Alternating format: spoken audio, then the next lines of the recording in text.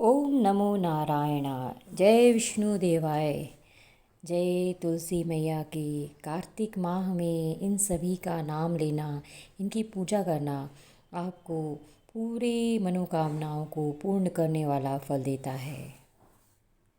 तो आइए आपको सुनाते हैं कार्तिक मास में सुनी जाने वाली कथा का अध्याय नंबर 6। नारद जी बोले कि जब 2 घड़ी रात बाकी रहे तब तुलसी की मृत्तिका वस्त्र और कलश लेकर जलाशय पर जाएं। कार्तिक में जहाँ कहीं भी प्रत्येक जलाशय के जल में स्नान करना चाहिए। गर्म जल की अपेक्षा ठंडे जल से स्नान करने से 10 गुना पुण्य होता है। उससे 100 गुना पुण्य बाहरी कुएं के जल में स्नान करने से होता है। उससे अधिक पुण्य बावड़ी में और उससे भी अधिक पुण्य पोखर में स्नान करने से होता है। उससे 10 गुना झरनों में और उससे भी अधिक पुण्य कार्तिक में नदी स्नान करने से होता है। उससे भी 10 गुना पुण्य वहाँ होता है जहाँ 2 नदियों का संगम हो, और यदि कहीं 3 नदियों का संगम हो तब तो पुण्य की कोई सीमा ही नहीं।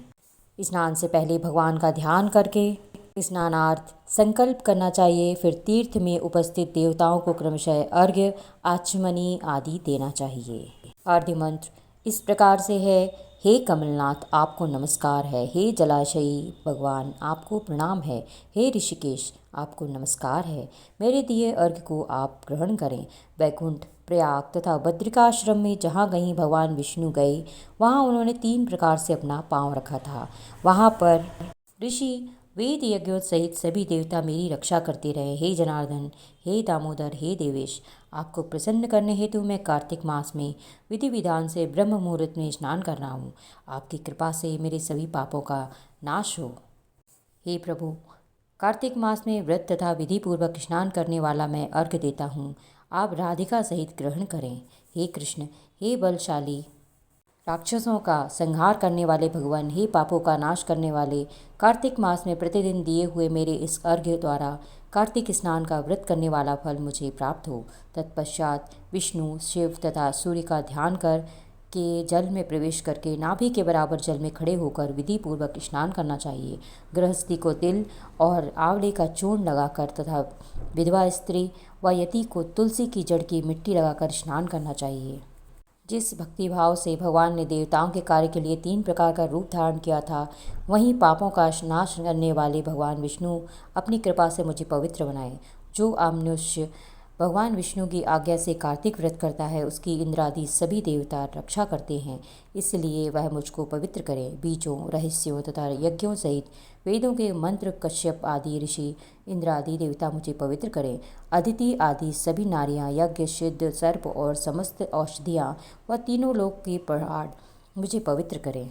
इस प्रकार स्नान करने के बाद मनुष्य को हाथ में पवित्र धारण करके देवता, ऋषि, मनुष्यों तथा पितरों का विधि पूर्वक तर्पण करना चाहिए। तर्पण करते समय तर्पण में जितने तिल रहते हैं उतने वर्ष पर्यंत व्रती के पितृगण स्वर्ग में वास करते हैं। उसके बाद व्रती को जल से निकलकर शुद्ध जल वस्त्र धारण करनी चाहिए। सभी तीर्थों के सारे कार्यों से निवृत्त होकर पुनः भगवान विष्णु का पूजन करना चाहिए।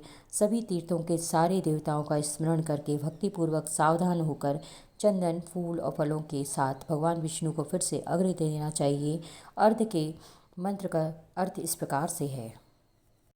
मैंने पवित्र कार्तिक मास में स्नान किया है। हे भगवान, हे विष्णु, राधा के साथ आप मेरे दिए हुए अर्घ्य को ग्रहण करें। तत्पश्चात चंदन, फूल और तांबूल आदि से वेद पाठी ब्राह्मणों का श्रद्धापूर्वक पूजन करें और बारंबार नमस्कार करें। ब्राह्मणों के दाएं पाँव में तीर्थों का वास होता है, मुँह में वेद और समस्त अंगों में देवताओं का वास होता है। अपने कल्याण की इच्छा रखने वाले मनुष्य को इनका ना तो अपमान करना चाहिए, ना ही इनका विरोध करना चाहिए। फिर एकाग्रचित होकर भगवान विष्णु के प्रिय तुलसी जी का पूजन करना चाहिए।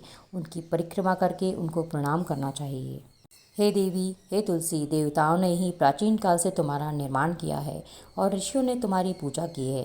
हे विष्णु प्रिया तुलसी, आपको नमस्कार है। आप मेरे समस्त पापों को नष्ट करें। इस प्रकार जो मनुष्य भक्ति पूर्वक कार्तिक मास का व्रत का अनुष्ठान करते हैं वे संसार के सुखों का भोग करते हुए अंत में मोक्ष को प्राप्त करते हैं। इस प्रकार से कार्तिक मास की कथा का अध्याय 6 खत्म होता है। अब आगे है अध्याय 7 की कथा। अध्याय 7 में नारद जी ने कहा है कि हे राजन, कार्तिक मास में व्रत करने वालों के नियमों को मैं संक्षेप में बतलाता हूँ, उसे आप सुनिए। व्रती को सब प्रकार के आमिष, मांस, उड़द, राई, खटाई तथा नशीली वस्तुओं का त्याग कर देना चाहिए। व्रती को दूसरे का अन्न ग्रहण नहीं करना चाहिए, किसी से द्वेष नहीं करना चाहिए और तीर्थ के अतिरिक्त अन्य कोई यात्रा नहीं करनी चाहिए। देवता, वेद, ब्राह्मण, गाय, व्रती, नारी, राजा तथा गुरुजनों की निंदा भी नहीं करनी चाहिए। व्रती को दाल, तिल, पकवान व दान किया हुआ भोजन ग्रहण नहीं करना चाहिए। किसी की चुगली या निंदा भी नहीं करनी चाहिए। किसी भी जीव का मांस नहीं छूना चाहिए। पान, कत्था, चूना, नींबू, मसूर, बासी तथा झूठे अन्न का भी प्रयोग नहीं करना चाहिए। गाय, बकरी तथा भैंस के अतिरिक्त अन्य किसी पशु का दूध नहीं पीना चाहिए। कांस्य के पात्र में रखा हुआ पंचगव्य, बहुत छोटे घड़े का पानी तथा केवल अपने लिए ही पका हुआ अन्न प्रयोग करना चाहिए। कार्तिक माह का व्रत करने वाले मनुष्य को सदैव ब्रह्मचर्य का पालन करना चाहिए। उसे धरती पर सोना चाहिए और दिन के चौथे प्रहर में केवल एक बार पत्तल में भोजन करना चाहिए। व्रती कार्तिक माह में केवल नरक चतुर्दशी, जिसे छोटी दिवाली भी कहा जाता है, के दिन ही शरीर में तेल लगा सकता है। कार्तिक माह में व्रत करने वाले मनुष्य को सिंघाड़ा, प्याज, मट्ठा, गाजर, मूली, काशीफल, लौकी, तरबूज इन वस्तुओं का प्रयोग बिल्कुल नहीं करना चाहिए। रजस्वला, चांडाल, पापी, म्लेच्छ, पतित और व्रतहीन, ब्राह्मण द्रोही और नास्तिकों से बातचीत नहीं करनी चाहिए। यही विधान माघ मास के व्रत के लिए भी होता है। देवोत्थानी एकादशी में पहले कही गई विधि के अनुसार नृत्य, जागरण, गायन, वादन आदि करना चाहिए। इसको विधि पूर्वक करने वाले मनुष्य को देखकर यमदूत ऐसे भाग जाते हैं जैसे सिंह की गर्जना से हाथी भाग जाते हैं। कार्तिक माह का व्रत सभी व्रतों में श्रेष्ठ है। इसके अतिरिक्त जितने भी व्रत यज्ञ हैं वह 1000 की तुलना में किए जाने पर भी इसकी तुलना नहीं कर सकते, क्योंकि यज्ञ करने वाले मनुष्य को सीधा वैकुंठ की प्राप्ति होती है। इस प्रकार राजा की रक्षा उसके अंगरक्षक करते हैं, उसी प्रकार कार्तिक माह का व्रत करने वाले की रक्षा भगवान विष्णु की आज्ञा से इंद्र आदि देवता करते हैं। व्रती मनुष्य जहाँ कहीं भी जाता है, रहता है, वहीं पर उसकी पूजा होती है, उसका यश फैलता है। उसके निवास स्थान पर भूत पिशाच आदि कोई भी नहीं रह पाते। विधि पूर्वक कार्तिक माह का व्रत करने वाले मनुष्यों के पुण्यों का वर्णन करने में ब्रह्मा जी भी असमर्थ हैं। यह व्रत सभी पापों को नष्ट करने वाला, पुत्र पौत्र प्रदान करने वाला और धन धान्य की वृद्धि करने वाला है। अब आपके लिए है कार्तिक मास की कथा। एक नगर में एक ब्राह्मण दंपत्ति रहते थे। वे दोनों प्रतिदिन 7 कोस दूर गंगा और यमुना नदी में स्नान करने जाते थे। इतनी दूर आने जाने से ब्राह्मण की पत्नी थक जाती थी। एक दिन उसने अपने पति से कहा, हमारा एक पुत्र होता तो कितना अच्छा रहता। पुत्र की बहू आती तो हमें घर वापस जाने पर खाना बना हुआ मिलता और बहू घर का काम भी कर देती।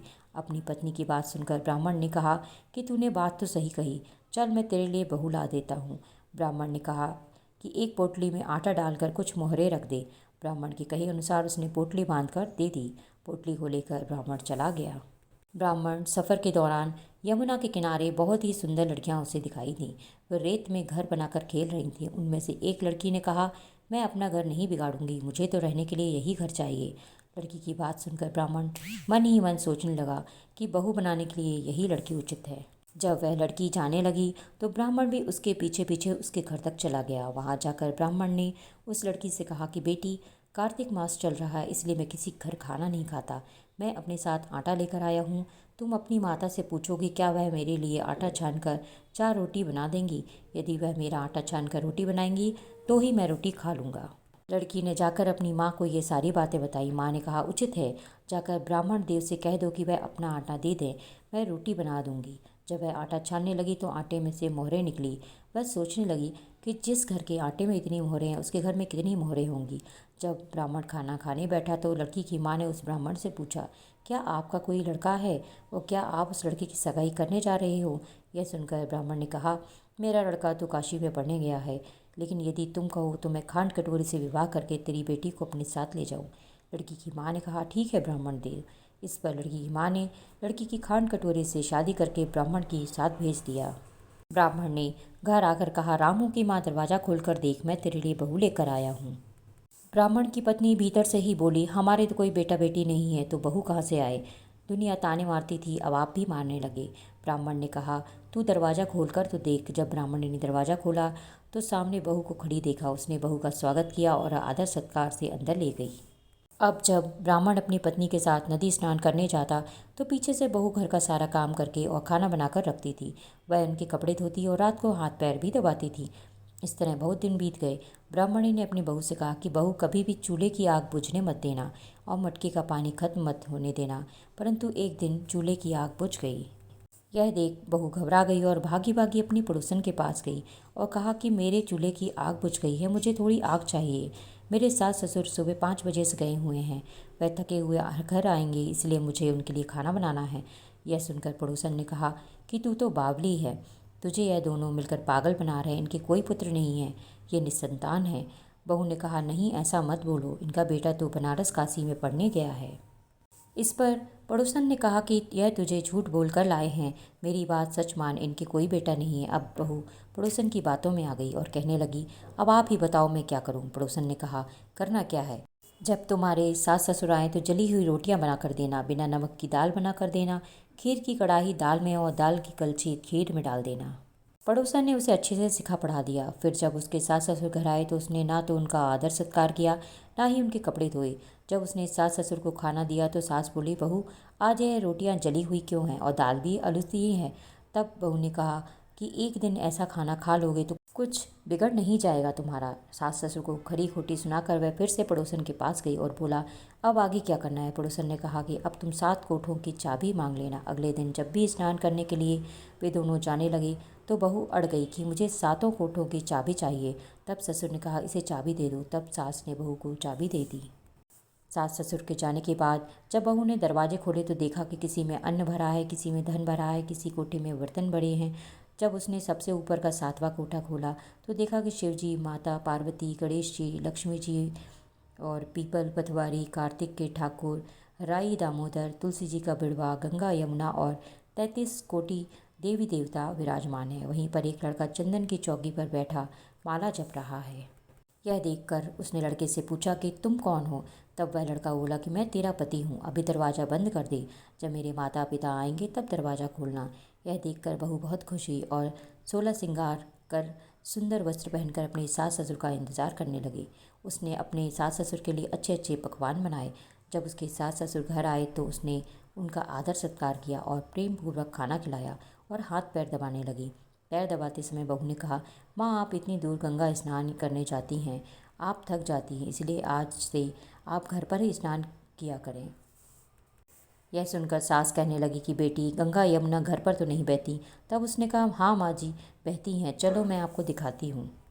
जब बहू ने 7वां कोठा खोला देखा तो उसमें शिव जी, पार्वती जी, गणेश जी, लक्ष्मी जी, पीपल पटवारी, कार्तिक के ठाकुर और राई दामोदर, तुलसी जी का बिड़वा, गंगा यमुना बह रही है और 33 कोटि देवी देवता विराजमान है। वहीं चौकी पर बैठा एक लड़का माला जप रहा है। माँ ने उसे देखकर कहा कि बेटा तू कौन है। लड़का बोला, माँ मैं तेरा बेटा हूँ। तब ब्राह्मणी ने पूछा कि तू कहाँ से आया है। लड़के ने जवाब दिया कि मुझे कार्तिकेय ने भेजा है। माँ ने कहा, बेटा यह संसार कैसे मानेगा कि तू मेरा बेटा है। माँ ने कुछ विद्वान पंडितों से मदद मांगी।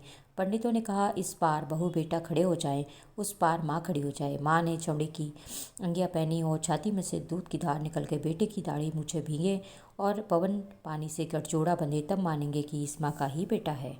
उसने ऐसा ही किया। चमड़े की अंगिया फट गई और छाती में से दूध की धार निकल के बेटे की दाढ़ी मुख भीग गई। पवन पानी से बहू बेटे का गठजोड़ा बंध गया। यह सब देखकर ब्राह्मण और उसकी पत्नी की खुशी का ठिकाना न रहा। तो ये थी कार्तिक मास की कथा।